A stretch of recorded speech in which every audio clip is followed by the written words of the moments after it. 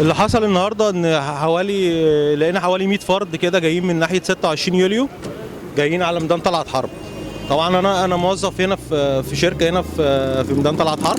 طلعنا على صوت الصواريخ بتتضرب وناس بتصوت، فطلعنا بنبص لقينا اكتر من 100 واحد معاهم شماريخ وخرطوش وباراشوتات، تمام، وبيضربوا على الابنيه وعلى العمارات السكنيه وعلى الاير فرانس وعلى جروبي، تمام. ما كانش في شرطه موجوده، يعني هم جايين، هم عارفين ان مفيش شرطه وجايين قاصدين ان هم يعملوا كده عشان يروعوا الناس، تمام. قعدوا حوالي ربع ساعه الضرب، يعني ولا حرب يعني، لغايه ما جت عربيه بوكس وعربيه دوريه امنيه، نزل منها ضابط ضرب نار في الهواء، اتفرقوا في الشوارع المحيطه. اللي كان بيقرب منهم من اصحاب المحلات قبل ما الشرطه تيجي على اساس يحاول نشوف ايه، كانوا بيضربوا عليه بالشماريخ اللي معاهم. يعني حتى الناس اللي المدنيين بيضربوا، يعني ما كانش في شرطه اتضربت عليهم عشان يردوا عليهم، ما كانش في حد.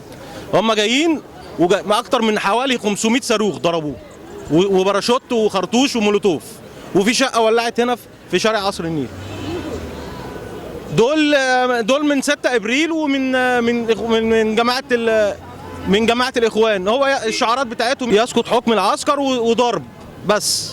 كانوا شايلين حاجات يعني بتدل على انهم اخوان او كان فيهم ناس بدقون وناس من بتوع نفس هتافات 6 ابريل.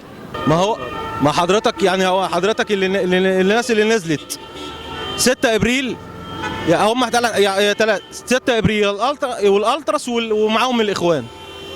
هم بيقولوا حاجات دي تصريحات عشان يعني ايه يداروا يعني الموقف، لكن اللي احنا شايفينه كواقع ان احنا عارفين، لان انا في الميدان هنا من 15 سنه وعارف المظاهرات اللي كانت بتنزل ومين اللي بينزل ومين وبيتجمعوا ازاي وبيلموا بعض ازاي.